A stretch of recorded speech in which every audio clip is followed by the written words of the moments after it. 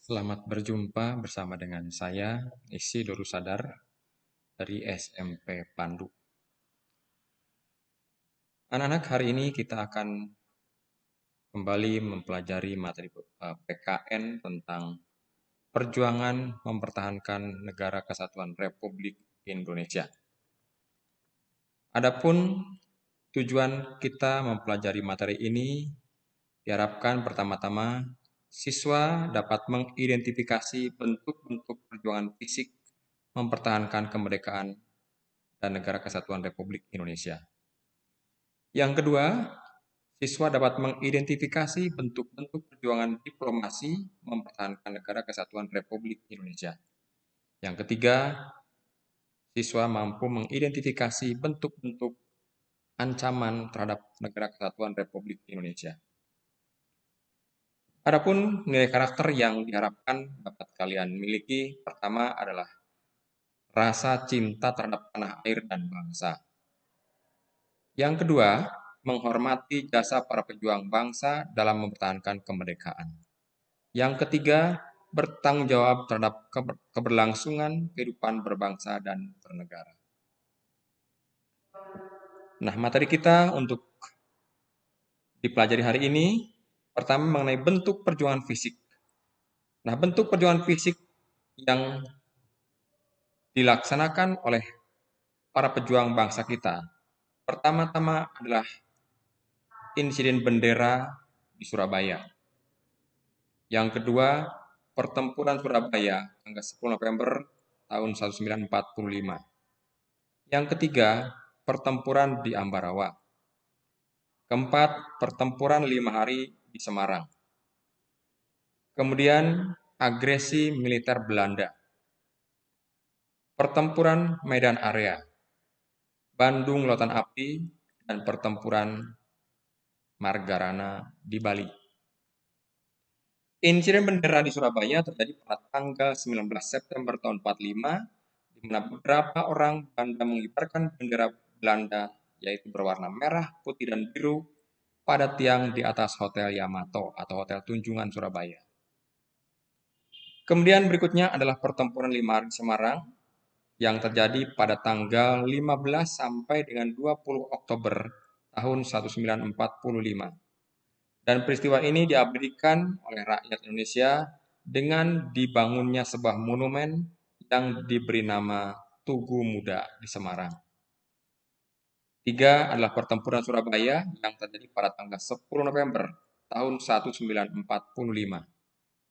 Yang diawali dengan peristiwa yang terjadi pada tanggal 9 November tahun 45, di mana tentara sekutu mengeluarkan ultimatum agar para pemilik senjata menyerahkan senjatanya kepada sekutu selambat-lambatnya tanggal 10 November, yaitu pada pukul 6 pagi. Namun ultimatum itu tidak dihiraukan, dan maka terjadilah perang di Surabaya. Seorang tokoh yang bernama Bung Tomo mengobarkan semangat dengan slogan revolusi merdeka atau mati. Pertempuran dahsyat dan menewaskan sekitar 15.000 orang. Peristiwa ini yang kita sebut sebagai peristiwa heroik terjadi tanggal 10 November, kemudian diperingati sebagai Hari Pahlawan. Selanjutnya adalah pertempuran yang terjadi di Ambarawa. Tepatnya terjadi pada tanggal 15 Desember tahun 45, di mana tentara Indonesia berhasil memukul mundur sekutu sampai di Semarang. Kemudian pertempuran Medan Area terjadi pada tanggal 13 Oktober tahun 1945. Bentrokan antara rakyat dengan Nika menjalar ke seluruh kota Medan dan terus terjadi di seluruh Sumatera seperti Padang, Bukit Tinggi, dan Aceh. Pertempuran berikutnya adalah Bandung Lautan Api. Terjadi pada tanggal 21 November 45, sekutu mengeluarkan ultimatum yang pertama, agar kota Bandung bagian utara dikosongkan oleh pihak Indonesia selambat-lambatnya tanggal 29 November tahun 45. Namun tidak diindahkan. Kemudian dikeluarkan kembali ultimatum yang kedua pada tanggal 23 Maret tahun 46 agar TRI mengosongkan seluruh kota Bandung. Nah, TRI mengosongkan kota Bandung, namun sebelumnya pada tanggal 23 Maret tahun 45, para pejuang Republik Indonesia menyerang markas sekutu dan hanguskan Bandung bagian selatan. Nah, peristiwa ini kemudian diabadikan oleh seorang pengarang lagu yang bernama Ismail Marzuki dalam sebuah lagu dengan judul Halo Halo Bandung. Nah, selanjutnya adalah pertempuran yang terjadi di Bali yang disebut dengan Pertempuran Margarana. Terjadi pada tanggal 18 November tahun 1945. I Gusti Ngurah Rai menggalang kekuatan menggempur Belanda. Namun kekuatan tidak seimbang dan persenjataan pun kurang lengkap. Akhirnya pasukan Ngurah Rai kalah dan I Gusti Ngurah Rai pun gugur bersama anak buahnya. Untuk memperingati peristiwa ini, kemudian pertempuran di Margarana terkenal dengan sebutan Puputan Margarana di Bali. Kemudian Belanda melancarkan agresi militer. Pertama, Belanda melancarkan agresi pada tanggal 21 Juli tahun 47 dengan menguasai daerah Sumatera, Jawa Barat, Jawa Tengah, Jawa Timur. Melalui resolusi PBB, tercapai gencatan senjata. Kemudian agresi militer yang kedua terjadi pada tanggal 19 Desember tahun 1948 dengan menyerang Yogyakarta sebagai ibu kota negara saat itu, serta menangkap Soekarno, Hatta, dan Syahrir. Kemudian dibentuklah pemerintahan darurat Republik Indonesia di Sumatera yang dipimpin oleh Syarifuddin Prawira Negara. Nah, setelah Yogyakarta dikuasai Belanda, perlawanan dilakukan dengan perang gerilya seperti serangan umum 1 Maret tahun 49 yang dipimpin oleh Jenderal Sudirman. Serangan ini memberi dampak bagi dunia internasional tentang keberadaan negara Republik Indonesia. Nah, selain perjuangan yang dilaksanakan berdasarkan kekuatan senjata atau perjuangan fisik, para pejuang bangsa kita pun melanjutkan perjuangan dengan melalui diplomasi, yaitu lewat meja perundingan.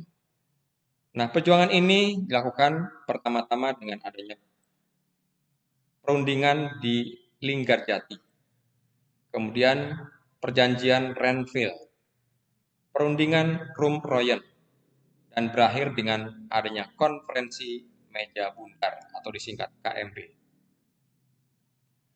Nah, perjanjian Linggarjati itu berlangsung pada tanggal 10 sampai dengan 15 November tahun 1946 di Jawa Barat antara Indonesia yang diwakili oleh Sultan Syahrir dan Belanda yang diwakili oleh Wim Schermerhorn dan H.J. van Mook. Kemudian dimediatori oleh Lord Kelvin dari Inggris. Hasil dari perundingan Linggarjati ditandatangani di Istana Merdeka pada tanggal 15 November tahun 46 dan kemudian ditandatangani secara sah oleh kedua negara pada tanggal 25 November tahun 1947. Adapun hasil-hasil yang disepakati di dalam perundingan Linggarjati terdiri dari 17 pasal yang isinya antara lain. Yang pertama, Belanda mengakui secara de facto wilayah RI meliputi Jawa, Sumatera, dan Madura. Yang kedua, Belanda harus meninggalkan wilayah RI paling lambat 1 Januari tahun 1949. Nah, Belanda dan Indonesia sepakat membentuk RIS. Dalam bentuk RIS, Indonesia harus bergabung dalam Commonwealth atau Persemakmuran Indonesia-Belanda dengan mahkota negeri Belanda sebagai kepala uninya. Ya, anak selanjutnya perjanjian yang kedua adalah perjanjian Renville antara pemerintah RI dan Belanda dengan KTN yang meliputi Amerika Serikat, Belgia, dan Australia sebagai perantaranya. Lalu isi hasil perjanjian Renville itu meliputi pertama, Belanda tetap berdaulat sampai terbentuknya Negara Republik Indonesia Serikat atau disingkat RIS. Yang kedua, Republik Indonesia sejajar kedudukannya dalam Uni Indonesia Belanda. Yang ketiga, sebelum RIS terbentuk, Belanda dapat menyerahkan kekuasaannya kepada pemerintah federal sementara. Lalu yang keempat, Republik Indonesia menjadi negara bagian dari RIS. Yang kelima, antara 6 bulan sampai dengan 1 tahun akan diselenggarakan pemilihan umum untuk membentuk konstituante RIS. Terakhir, yang keenam adalah tentara Indonesia di daerah pendudukan Belanda atau disebut dengan daerah kantong harus dipindahkan ke daerah Republik Indonesia. Hasil perjanjian Renville ini ditandatangani pada tanggal 17 Januari tahun 1948. Selanjutnya, perundingan Rum-Royen. Terjadi di Jakarta pada tanggal 4 April tahun 1949 antara Merle Cochrane, anggota Komisi AS, dan Mr. Muhammad Rum, pemimpin delegasi dari Indonesia. Pernyataan pemerintah Indonesia dibacakan oleh Mr. Muhammad Rum yang berisi antara lain, yang pertama, pemerintah RI akan mengeluarkan perintah penghentian perang gerilya. Yang kedua, kedua belah pihak bekerja sama dalam hal mengembalikan perdamaian dan menjaga keamanan serta ketertiban. Belanda berturut-turut turut serta dalam konferensi meja bundar yang bertujuan mempercepat penyerahan kedaulatan lengkap dan tidak bersyarat kepada negara Republik Indonesia Serikat. Sedangkan pernyataan yang dibuat oleh Belanda dibacakan oleh Dr. Van Rooyen yang berisi antara lain, pertama, pemerintah Belanda menyetujui bahwa pemerintah RI harus bebas dan leluasa melakukan kewajiban dalam satu daerah yang meliputi Karesidenan Yogyakarta. Pemerintah Belanda membebaskan secara tidak bersyarat para pemimpin RI dan tahanan politik yang ditawan sejak tanggal 19 Desember tahun 1948. Yang ketiga, pemerintah Belanda menyetujui bahwa RI akan menjadi bagian dari RIS. Yang keempat, konferensi meja bundar akan diadakan secepatnya di Den Haag sesudah pemerintah RI kembali ke Yogyakarta. Perundingan berikutnya adalah konferensi meja bundar atau yang disingkat KMB. KMB ini berlangsung di Den Haag, negeri Belanda, pada tanggal 23 Agustus sampai dengan 2 November tahun 1949. Dari konferensi ini berhasil mengakhiri konfrontasi fisik antara Indonesia dan Belanda. Hasil paling penting dari KMB adalah pengakuan dan penyerahan kedaulatan dari pemerintah Belanda kepada pemerintah Indonesia pada tanggal 27 Desember tahun 1949. Nah, anak-anak, sementara ini setelah kita melihat berbagai macam bentuk perjuangan baik dari perjuangan fisik maupun perjuangan secara diplomasi,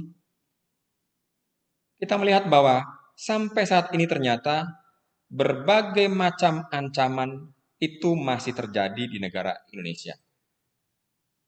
Ya, ancaman terhadap negara kesatuan Republik Indonesia itu datangnya dari dalam negeri sendiri maupun dari luar negeri.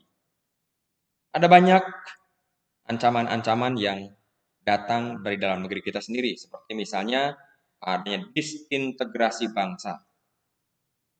Kemudian adanya keresahan sosial akibat kesenjangan dalam bidang ekonomi dan kebijakan-kebijakan ekonomi serta pelanggaran HAM. Yang ketiga, upaya penggantian ideologi Pancasila dengan ideologi yang lain. Kemudian makar atau penggulingan pemerintahan yang sah dan konstitusional. Munculnya pemikiran untuk memperluas daerah otonomi yang khusus tanpa alasan yang jelas, serta munculnya pemikiran-pemikiran yang lain, termasuk adanya pemaksaan kehendak golongan tertentu yang berusaha memaksakan kepentingannya secara tidak konstitusional. Potensi konflik antar kelompok atau golongan, baik perbedaan pendapat dalam masalah politik, konflik akibat pilkada, dan masalah-masalah lain yang berkaitan dengan sara atau suku, agama, ras antar golongan. Kemudian makin merebaknya tindakan yang disebut dengan KKN. Kesenjangan ekonomi antar kelompok dan antar daerah, serta penyalahgunaan narkoba, pornografi, dan porno aksi, pergaulan bebas, tawuran, dan lain-lain sebagainya. Itu beberapa hal yang merupakan contoh dari ancaman yang datang dari dalam negeri kita sendiri. Dan masih banyak contoh-contoh yang lainnya. Selanjutnya juga masih terjadi ancaman-ancaman yang datangnya dari luar negeri kita. Ya, baik itu ancaman yang langsung ataupun tidak langsung, seperti misalnya ada ancaman yang kita sebut dengan ancaman non-militer, yaitu ancaman terhadap ideologi, politik, ekonomi, sosial, budaya. Nah, dari masing-masing bidang tadi, seperti misalnya ancaman terhadap ideologi, muncul paham liberalis, komunisme, dan agama. Kemudian ancaman terhadap politik, seperti misalnya adanya campur tangan negara lain dalam masalah-masalah yang berkaitan dengan HAM, hukum, pemilu, dan sebagainya. Ancaman yang berikutnya adalah terhadap ekonomi, seperti bebasnya produk luar masuk ke dalam negeri kita. Ketidakmampuan Indonesia dalam menghadapi globalisasi dan perdagangan bebas dapat mengakibatkan penjajahan dalam bentuk yang baru. Kemudian potensi ancaman lain seperti adanya illegal logging, illegal fishing, penguasaan wilayah, pencurian kekayaan alam, dan penyelundupan barang-barang. Selanjutnya adalah ancaman yang terjadi terhadap bidang sosial budaya. Misalnya adanya disinformasi, adanya propaganda, peredaran narkoba, film-film porno, dan lain sebagainya. Dan terakhir adalah ancaman terhadap pertahanan dan keamanan negara. Misalnya pelanggaran wilayah oleh kapal atau pesawat militer negara lain. Peredaran narkoba secara internasional, kehadiran kelompok asing yang membantu gerakan separatis, dan lain sebagainya. Itu beberapa hal yang berkaitan dengan contoh-contoh ancaman yang datang dari luar. Nah, anak-anak, untuk pertemuan ini kita akhiri saja sampai di sini. Semoga apa yang dibahas hari ini dapat kalian pahami baik. Dan selanjutnya kita akhiri pertemuan kita. Terima kasih, sampai jumpa.